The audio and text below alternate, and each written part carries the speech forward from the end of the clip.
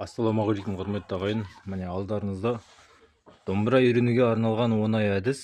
Осы әдіс арқылы домбыраны тез үйреніп кете аласыздар.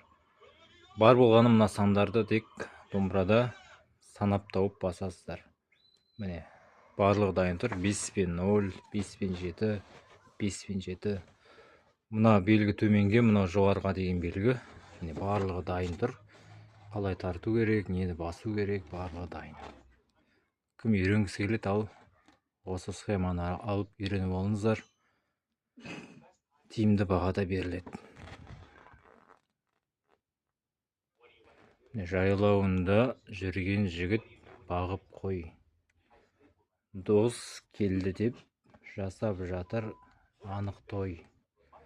Алғашқы рет көріп тұрсын сен оны, нағыз қазақ осы міне танып қой.